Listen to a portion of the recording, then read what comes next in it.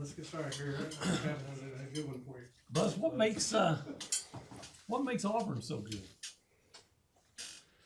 Well, I think they've been top 25, 31 weeks in a row. They haven't lost a home game in 28 games, so they have the longest home court winning streak in the country. Their defense is ranked 10th in the country. They're great at creating live ball turnovers, block shots. They play with great aggression on the ball and off the ball.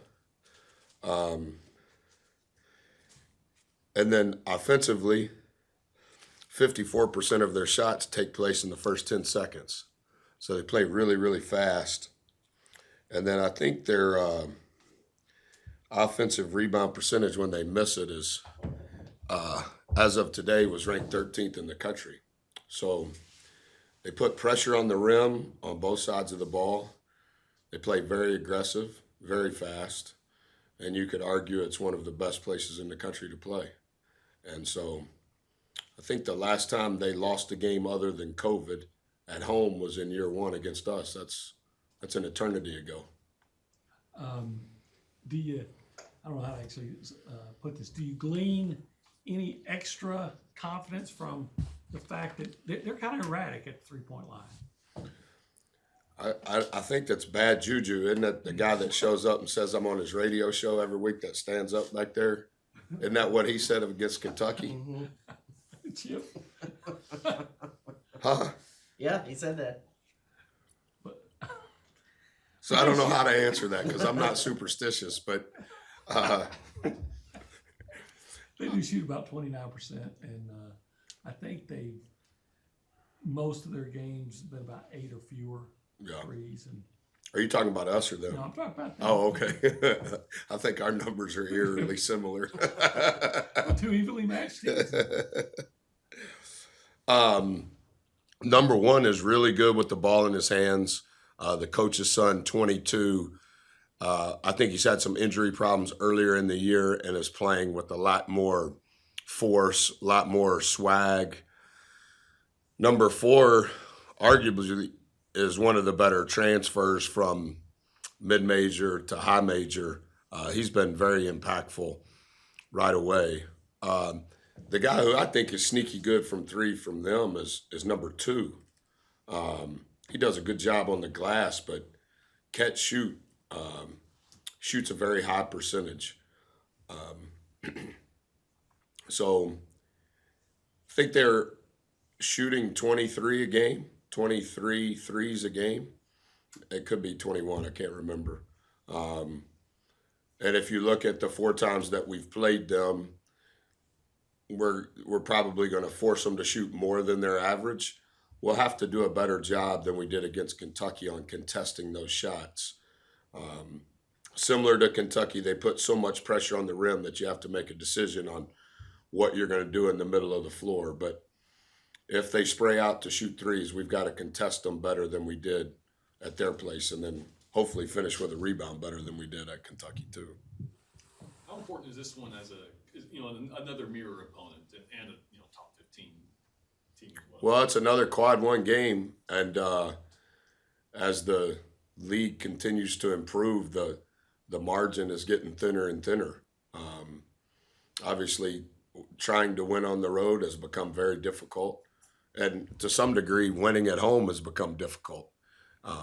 So I think this is the last first mirror opponent. Is that right? Arkansas next would be the last. Yeah. So we're going to play 3 games in 9 days, and that would include 2 of our 4 mirrors. Is that right? Yeah. I know a lot of this has to do with time and situation, but is there any general rules on the way that you like to use and call timeouts that seems maybe is a little different than the normal person who played in high school might understand timeouts? Good question.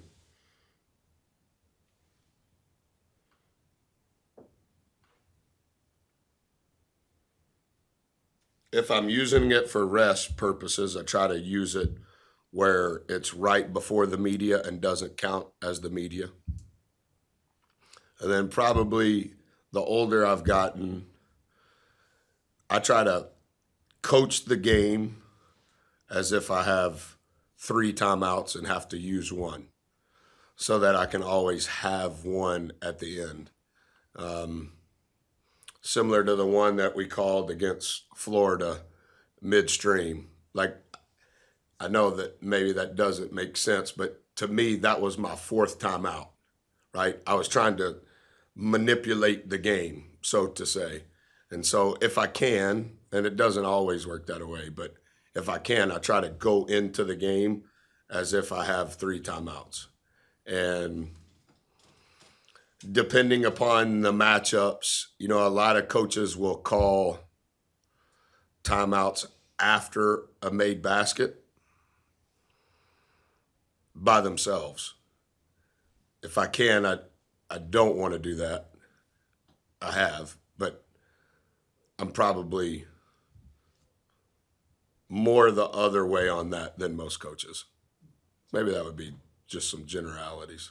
Are your players allowed to call if you 5-second call, they dive for a ball? Do Yeah. they have the agency to do Yeah, that? and that's yes, and always have, not just here. And that's another reason why I try to act like I'm coaching only with 3, because I think that if the players know that they have one, I'm giving you one of mine, so to say.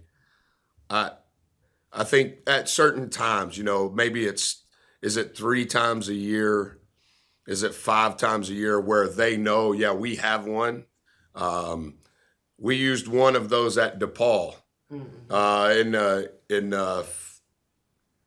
second half opposite our bench, 4 on a first to the floor called timeout.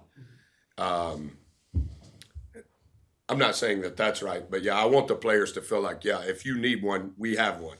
And I'm thinking, without ever saying it to them, I don't think I've ever even said this publicly to anybody, I try to coach as if I have 3, because I always want to have the extra one, whether it's used by them or we need it. Buzz, as a coach, do you feel like, do you approach a player like when he's going through the ebbs and flows of a season, if he's having a tough time missing a few shots, is that something, do you ever talk to him about that? Or is this the kind of thing that you just let him, you know, like a kicker in a football game, you stay away from him and let him work it out himself? Yeah, I think if they have the yips, you might have a different thought. I think what we talk about relative to shooting is shot selection. Are the shots you're taking that you're missing, are they the shots that you practice? Are they the shots that come from our offense? If they are, then keep shooting them. If the shots you're shooting are not what you practice in shooting with Buzz, they're not a byproduct of our offense, then you may be missing shots because you're shooting the wrong shots. But I don't think that I've ever not been transparent with players throughout my career on what I believe the truth to be. But I also think, Olin, that my relationship with our players off the floor allows me to do that. I'll tell you when I see you next week before whoever we play the first weekend in February, but I'll be able to tell you how many shots that I passed to our players in the month of January. And it'll be in multiple thousands.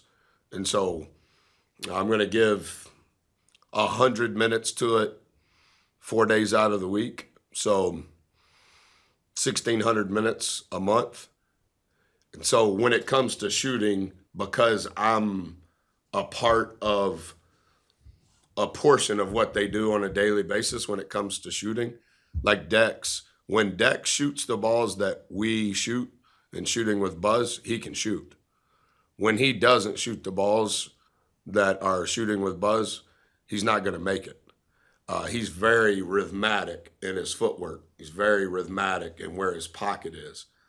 And so I don't think there's a lot of psychology going on. It's just me telling them the truth. Well, okay, so right now, specific to Wade, who's, I mean, we've seen him go out and score 20 points Yep. very often, but right now he's in kind of dry spell, Sure. for lack of a better word.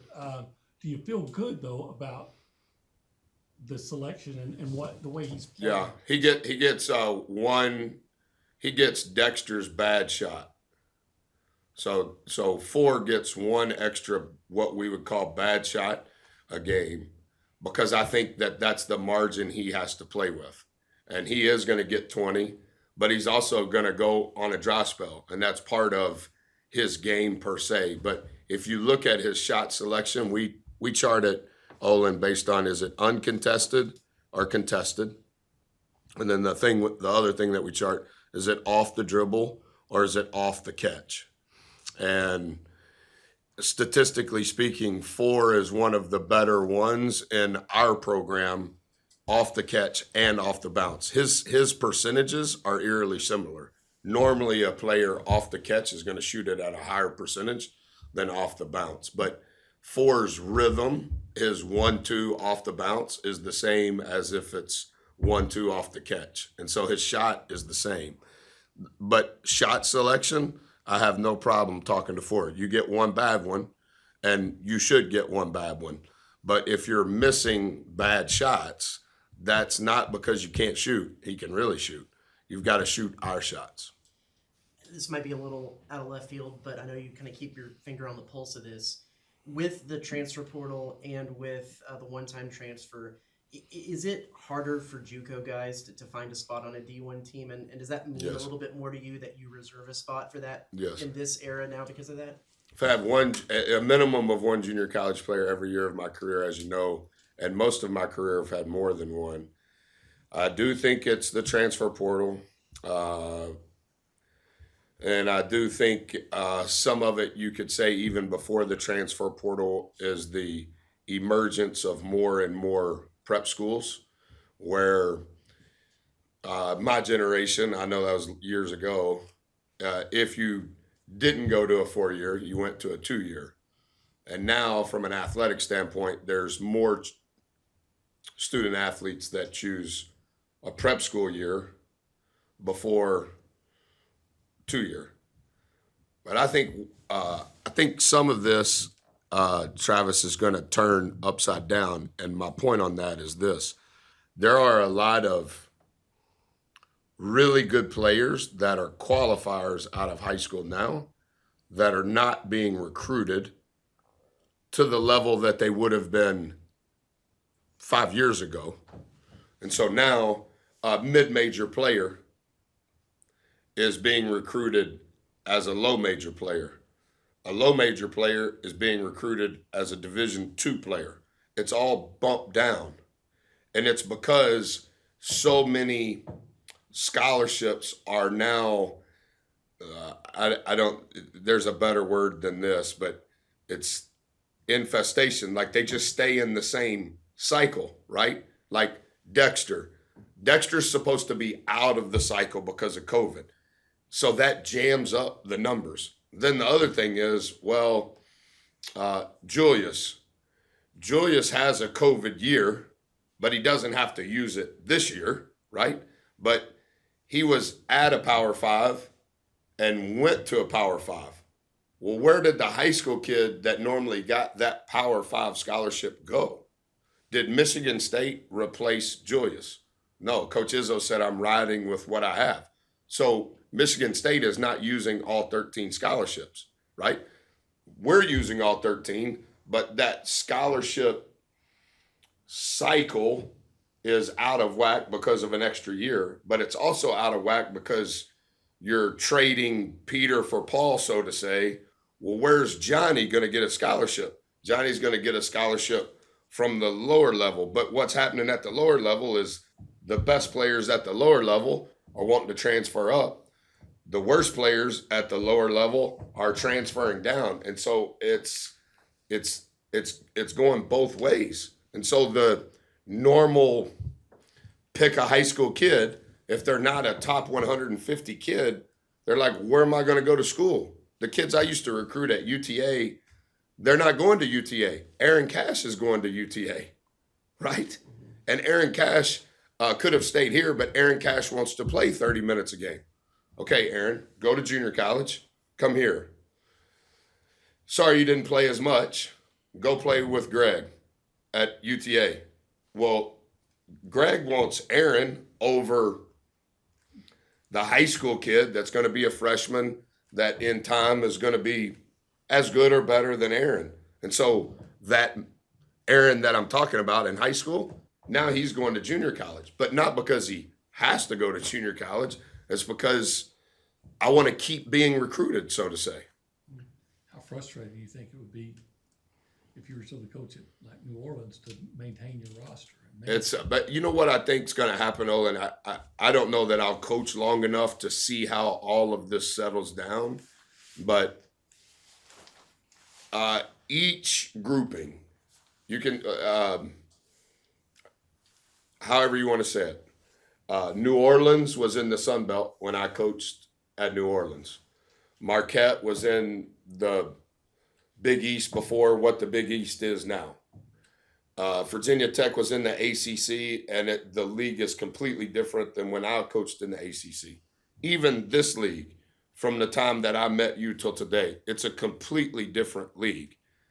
It's partially different because of what this question is, but no matter where you're at, you're dealing with the same problem. You just may be dealing with it from another way, but it's still the same issue.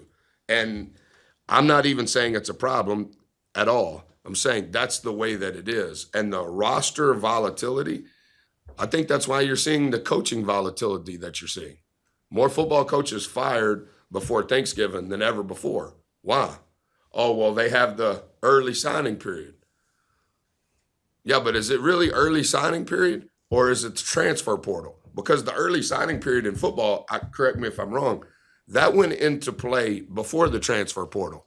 You see what I'm saying? So like the rule for the early signing period is how the search firms became the search firms that are driving the football-ish decisions, saying, hey man, go ahead and fire Olin.